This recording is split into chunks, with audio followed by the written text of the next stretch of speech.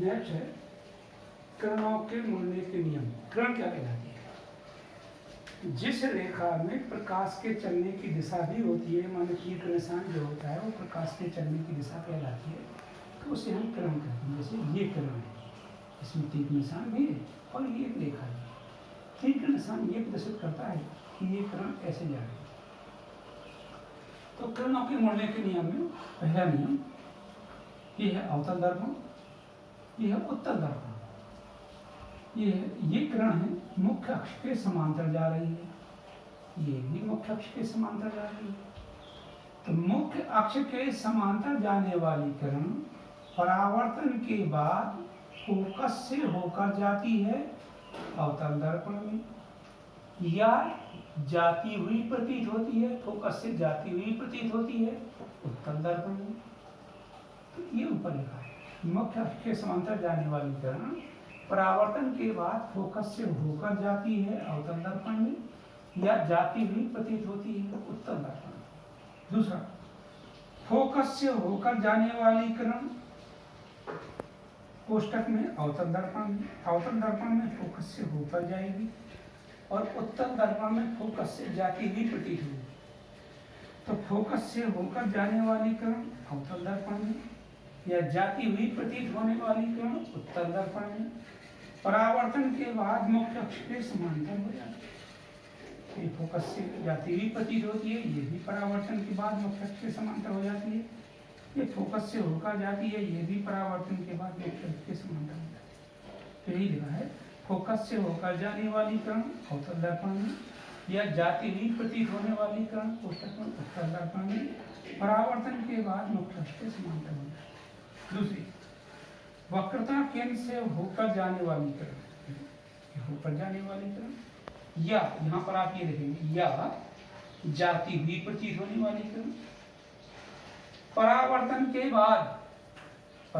के बाद उसी दिशा में लौट जाए, ठीक है, उसी दिशा में लौट जाए। अब है अवतल दर्पण में प्रतिबिंब का बनना। पहला, जब वस्तु अनंत पर है। तो जब वस्तु अनंत पर है, अनंत का मतलब है कि वस्तु दिखाई नहीं दे रही, बहुत दूर है, तो इसको अनंत पर रख दिया।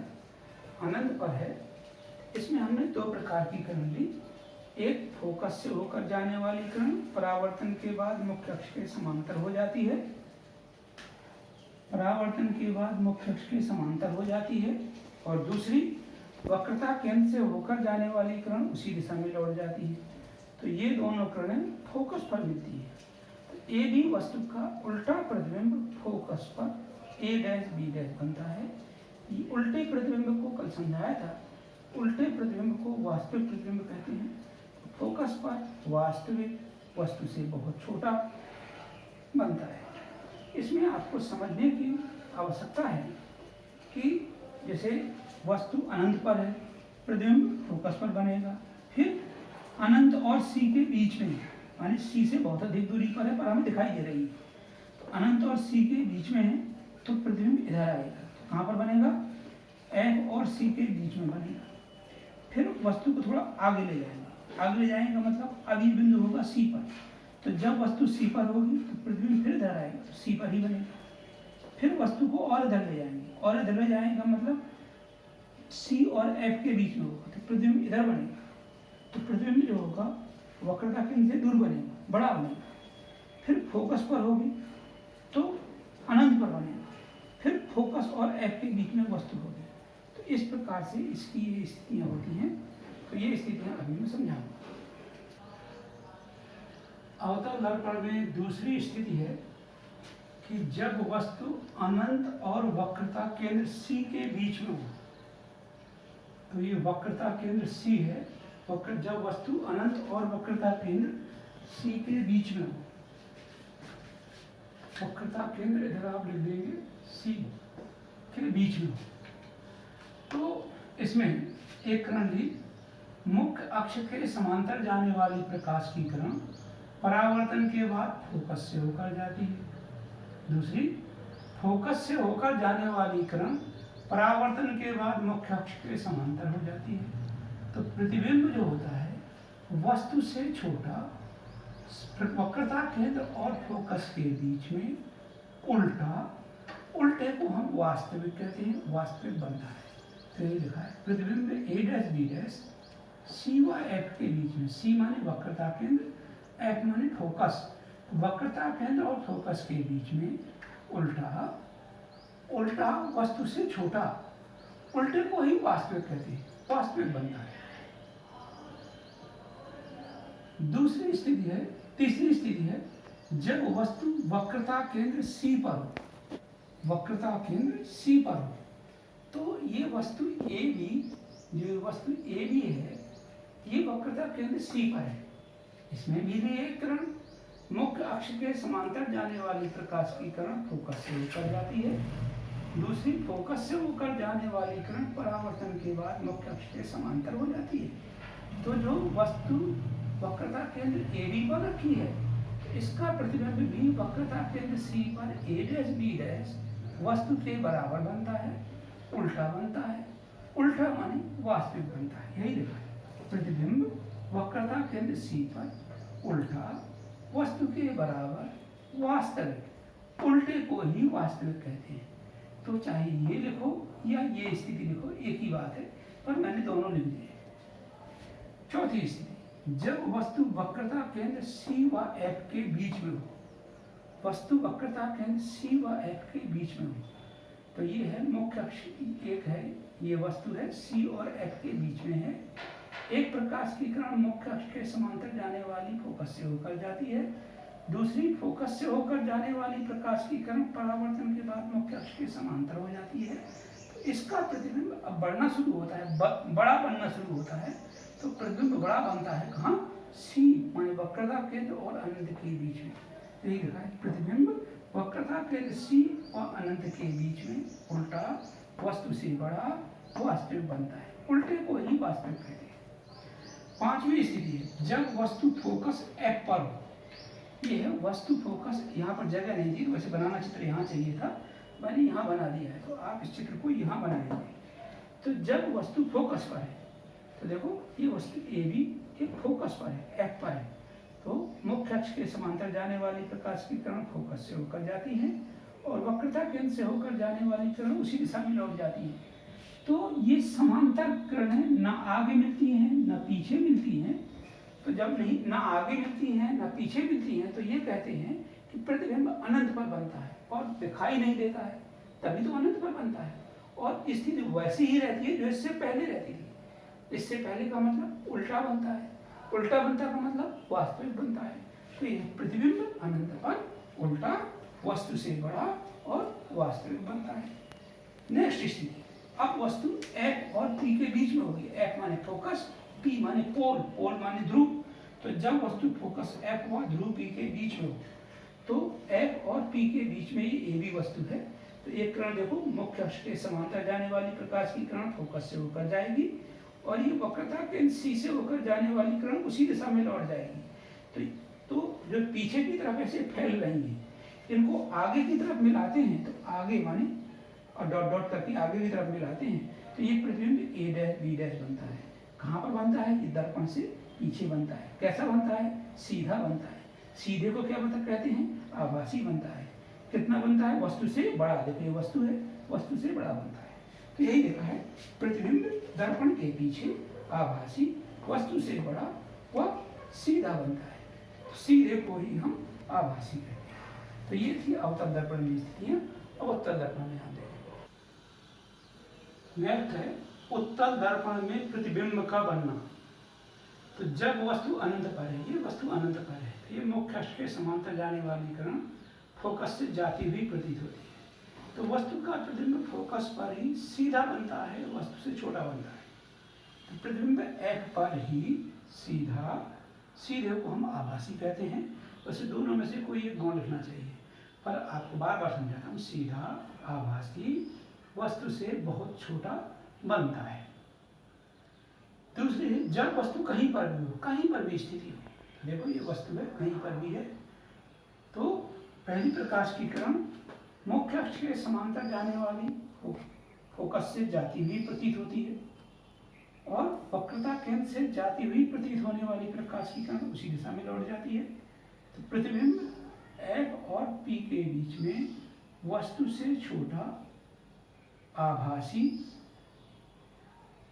और सीधा, सीधे को ही आभासी कहते हैं, सीधा बनता है। यही मैंने लिखा है, प्रतिबिंब फोकस F और ध्रुव P के बीच में सीधा, वस्तु से छोटा, आभासी। इसको ये चीज, दोनों एक ही चीज है, सीधा और आभासी बनता है। अब मैं पढ़ाऊंगा आपको दर्पण का सूत्र। देखिए नेक्स्ट है दूरियां नापने की चिन्ह परिपाटी। इसके बाद बताऊंगा दर्पण का सूत्र, गोलीय दर्पण का सूत्र। ए भी एक वस्तु है, जिसे एक्स वाई 2 डायमेंशन होती है। ये प्लस एक्स अक्ष, ये एक्स डैश माने माइनस एक्स अक्ष, ये ऊपर प्लस वाई अक्ष, नीचे माइनस वाई अक्ष। तो वस्तु से ध्रुव के बीच की दूरी को u कहते हैं, u। प्रतिबिंब यदि इस तरफ बनता है तो प्रतिबिंब से ध्रुव के बीच की दूरी को v कहते हैं। इधर भी बनता है तब भी वही है, प्रतिबिंब से ध्रुव के बीच की दूरी को v कहते हैं। तो वस्तु सदैव बाईं ओर रखी जाती है, कभी कोई सैकड़ों में या हजारों में कभी दाईं ओर रखते हैं तो बात दूसरी है, और नहीं रखेंगे वैसे दाईं ओर, सदैव बाईं ओर ही रखी जाती है। तो u सदैव नेगेटिव रहेगा, हमेशा नेगेटिव रहेगा। यदि प्रतिबिंब ऐसा बनता है, जैसे ऐसी वस्तु है ऐसा बनता है, इसका मतलब ऐसा का मतलब आभासी बनता है, तो ध्यान रखिए सीधा या आभासी बनता है तो v धनात्मक होगा, क्योंकि ये प्लस एक्स अक्ष है। यदि प्रतिबिंब इधर बनता है, उल्टा बनता है, तो उल्टा बनता है तो v ऋणात्मक होगा। ये HO कहलाता है हाइट ऑफ ऑब्जेक्ट, वस्तु की लंबाई। HI हाइट ऑफ इमेज, प्रतिबिंब की लंबाई। HO जो है ये प्लस वाई अक्ष का है, प्लस वाई। HO पॉजिटिव होगा, ये वस्तु पर सदैव ऐसी स्थिति। यहां पर देखो प्रतिबिंब यदि ऐसे ही बनता है तो भी HI पॉजिटिव होगा, क्योंकि ये दूरी यहां से नापी जाए और ये ऊपर प्लस वाई अक्ष है। यदि प्रतिबिंब ऐसा बनता है, इस तरह से बनता है, उल्टा बनता है, तो HI इस तरफ वाली में, इस तरफ मतलब वाई डैश माने ऋण वाई अक्ष तरफ है, तो इसमें HI नेगेटिव होगा, इसमें HI पॉजिटिव होगा, इसमें HO तो हमेशा पॉजिटिव होगा, U सदैव नेगेटिव होगा। तो ये स्थिति है दूरियां नापने की चिन्ह परिपाटी। नेक्स्ट है गोलीय दर्पण का सूत्र। गोलीय दर्पण का सूत्र होता है 1/f बराबर 1/v प्लस 1/u। ये अवतल दर्पण के लिए दर्पण का सूत्र निकालना है, तो उत्तल दर्पण के लिए निकालेंगे। पहले आप चित्र समझिए। M1 M2 द्वारक है, ये AP मुख्य अक्ष है, P ध्रुव है, F फोकस है, C वक्रता केंद्र है, A भी एक वस्तु रखी है बाईं ओर। मुख्य अक्ष के समांतर जाने वाली प्रकाश की किरण फोकस से होकर जाती है, वक्रता केंद्र C से होकर जाने वाली किरण उसी दिशा में लौट जाती है। देखिए मैंने बनाया तो उसी दिशा में लौट जाती है, ये दिखाई नहीं दे रहा, उसी दिशा में लौट जाती है। तो प्रतिबिंब C और F के बीच में A डैश B डैश बनता है। तो A B वस्तु का प्रतिबिंब अवतल दर्पण द्वारा A डैश B डैश बनता है। अब हमें सबसे पहले दर्पण के सूत्र में इस त्रिभुज और इस त्रिभुज को समरूप सिद्ध करेंगे। ये जो M बिंदु है, M से हमने मुख्य अक्ष पर MN लंब डाला, तो पहले हम इस त्रिभुज और इस त्रिभुज को समरूप सिद्ध करेंगे। वस्तु को सदैव सीधा रखते हैं, लंबवत रखते हैं, प्रतिबिंब भी लंबवत ही बनता है। तो इसका मतलब ये हुआ त्रिभुज, इस त्रिभुज में ये कोण बराबर ये कोण, ये कोण और ये कोण दोनों 90 डिग्री है। ये इसका सम्मुख कोण है। सम्मुख कोण का दूसरा नाम होता है शीर्षाभिमुख कोण। सम्मुख माने होता है आमने सामने, शीर्षाभिमुख माने भी आमने सामने। तो देखो त्रिभुज ABC व त्रिभुज A dash B dash C में कोण BAC बराबर कोण B dash A dash C बराबर 90 बराबर 90।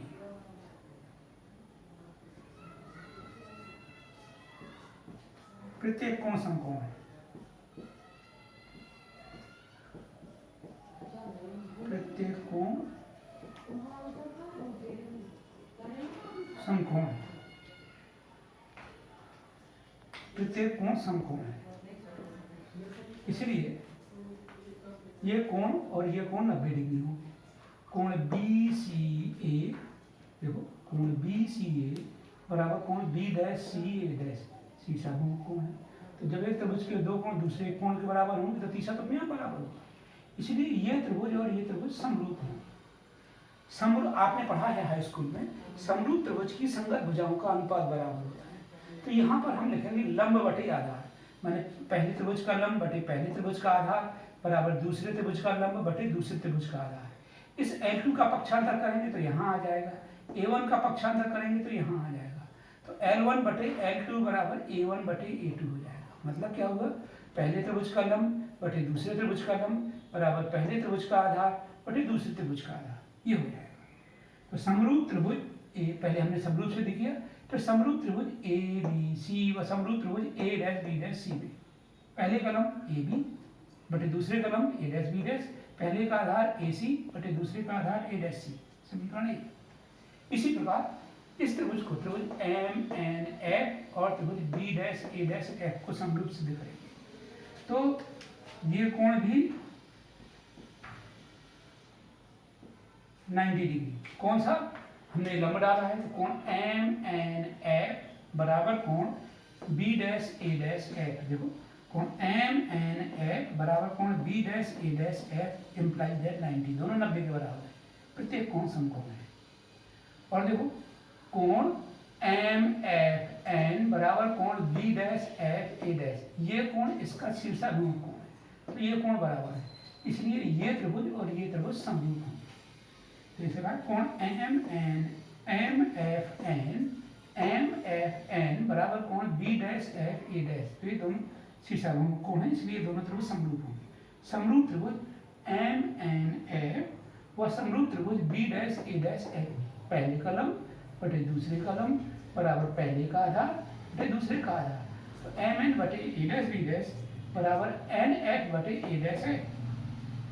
यहाँ पर हम MN का मान AB के बराबर रख देंगे, इस MN की जगह AB रख देंगे, और ये मानेंगे कि NP के बहुत समीप है, इसलिए NF जो होगा वो PF के बराबर होगा, तो NF की जगह PF रखेंगे, तो AB बटे A', बराबर PF बटे A' है। N, P के बहुत समीप है, तो NF बराबर P है, ये हमने कर दिया। अब इस समीकरण और इस समीकरण दोनों की तुलना करेंगे, तो दोनों के बाएं पक्ष बराबर हैं, इसलिए दाहिने पक्ष बराबर होंगे, तो दाएं पक्ष माने AC बटे A', बराबर PF बटे A' है, चिन्ह सहित मान रखते हैं। तो पहले तो AC का मान निकालें,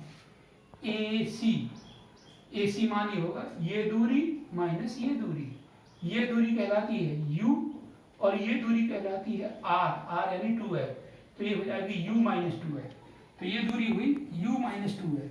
इधर की दूरियां ऋणात्मक होती हैं, तो यहाँ हमने ऋण का चिन्ह लगा दिया, ये U माइनस 2F है, आपको ये माइनस दिखाई देना चाहिए, U माइनस 2F। अब A', देखो A', ये दूरी आएगी यहाँ से यहाँ तक की दूरी माइनस यहाँ से यहाँ तक की दूरी, तो 2F माइनस V, तो दूरी हो गई 2F माइनस V, परंतु A', इस तरफ है, इसलिए इसमें भी माइनस का चिन्ह लगा दिया, बराबर PF, ध्रुव से फोकस के बीच की दूरी को फोकस दूरी कहते हैं, इधर इस तरफ है फोकस दूरी, इसलिए F का मान भी माइनस आएगा। A', ये हो जाएगा V माइनस F, तो मान हुआ V माइनस F, A' है, B इधर तरफ है, माइनस X तरफ है, तो ये भी माइनस हो जाएगा, इसका माइनस इसके माइनस से और इसका माइनस इसके माइनस से कट जाएगा। अब देखो U का पहले V में गुणा करेंगे UV, फिर U का माइनस F में गुणा करेंगे माइनस UF, फिर माइनस 2F का गुणा करेंगे B में तो माइनस 2VF, फिर माइनस 2F का माइनस F में गुणा करेंगे प्लस 2F स्क्वायर, फिर 2F का 2F में गुणा करेंगे 2F स्क्वायर, F का माइनस V में गुणा करेंगे माइनस VF, 2F स्क्वायर से 2F स्क्वायर कट जाएगा। अब देखो हम यहाँ पर ऐसे लिखेंगे, जैसे मैं जरा नेक्स्ट स्टेप बताऊं, UV बराबर UF प्लस VF, पूरे समीकरण में UVF से भाग देंगे, जब UVF से भाग देंगे तो यहाँ 1/F आ जाएगा, और इसमें UVF करोगे तो U से U, F से F कट जाएगा, 1/V आ जाएगा। तो इसीलिए पक्षांतर करते समय इस बात का ध्यान रखना है कि UV तो बाएं तरफ रहे और यू एफ दाहिने तरफ में पहला पद रहे और बी एफ दूसरा, जो बचा हुआ पद है वो दूसरी तरफ रहे। अब देखो इधर 2f² धन का है, उधर जाएगा ऋण का हो जाएगा, ऋण का 2f² इस धन के 2f² से कट जाएगा, 0 हो जाएगा। ये u है जो ये ऋण का है ये उधर जाएगा धन का हो जाएगा। इधर बचेगा -2vf, इधर बचेगा +2 -vf, ये -2vf उधर जाएगा प्लस का हो जाएगा, प्लस का 2vf और माइनस का vf प्लस vf बचेगा। तो ये यहाँ पर बचेगा। ये तुम्हें टेक्निकल दिमाग में याद रखोगे तो परेशानी नहीं आएगी। तो पूरे समीकरण में uvf से भाग दे, तो uv बटे uvf बराबर uf बटे uvf बराबर प्लस vf बटे uvf, u से u, v से v, 1/f, u से u, f से f, 1/v प्लस v से v, f से f, 1/u। तो 1/f बराबर 1/v प्लस 1/u। कुछ बच्चे उल्टा याद रखते हैं, आप उल्टा मत याद रखो, ऐसे उल्टा याद रखो, क्योंकि दर्पण का सूत्र में प्लस होता है। अभी मैं लेंस का सूत्र बताऊंगा, तो लेंस के सूत्र में यहाँ माइनस आ जाएगा। तो दोनों को तुलना करने में, समझने में कभी गलती नहीं होती है। इसीलिए आप 1/f बराबर दर्पण सूत्र पढ़ेंगे 1/v प्लस 1/u। तो मैंने ये अवतल दर्पण के लिए समझा दिया, शायद समझ में आ गया होगा। अब उत्तल दर्पण के लिए बाद में देखेंगे।